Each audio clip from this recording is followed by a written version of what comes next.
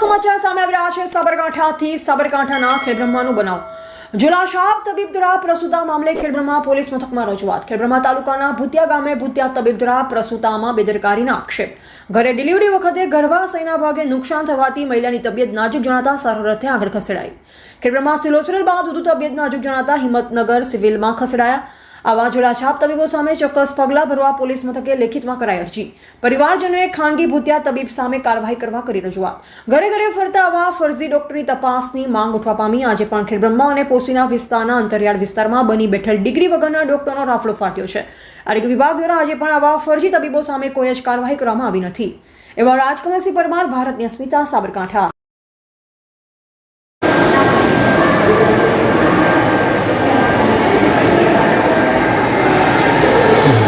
કાકા શું નામ છે તમારું?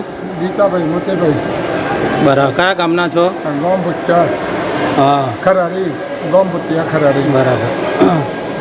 હવે આ જે બનાવ બનેલો છે બરાબર, એમાં આ જે મહિલાનું નામ શું છે? નામ એમનું મનીષાબેન રાજુભાઈ। હા, મનીષાબેન રાજુભાઈ ખરાડી। હા, બરાબર। એ તમારે શું થાય? પથરીજાનું બૈરું। બરાબર છે। તો આમાં આ શું ઘટના ઘટી હતી? આ ડૉક્ટર આવો તો આ ડૉક્ટરથી સાહેબ કાપીને એને તો ઓતરું કાપી નાખું એ તો ના બનાવટ બની। હા, એ ડૉક્ટર હતો કે કમ્પાઉન્ડર? કોણ હે?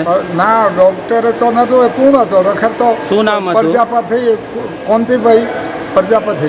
કયું ગામ? નાદરી, પાદલની કે નાદરી? નાદરી હા, પાદળી।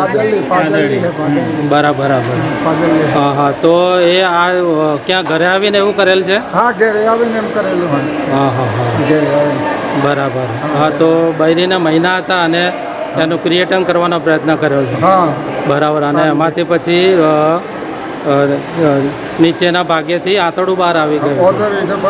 એ તો મેં પેશન્ટ ઓતરું ટોણ કરતો ને વેટ કરતો હોય તો મેં કહું આવી ઓરો કે દેખી નહીં મારે હાડને સારવાર થો કહું તો હું સમજે કહું બાયલી મારી નાખી કહું એમ કરી બંધ કરાવી ત્યારે બંધ કરવું રગર મારી નાખતો સાહેબ। બરાબર છે। તો હવે તમારે આગળ શું કાર્યવાહી કરવામાં? જે તો કરવું જ પડે કે બાયલી મારતો હોય નહીં, હું નહોતું આવડતું તો નહોતો અડવો ને અમે ગમે તે જ લઈને જતો એટલે કાયદેસર જ કરવાની છે સાહેબ। બરાબર છે। ઓકે ભાઈ, બકા તારું શું નામ છે? હા, રાજુભાઈ। હા, આપણે દર્દીના ઘરવાળા છો? બરાબર છે। તો આ જે કાકા જે વાત કરી એના સાથે તું સહમત છે ને?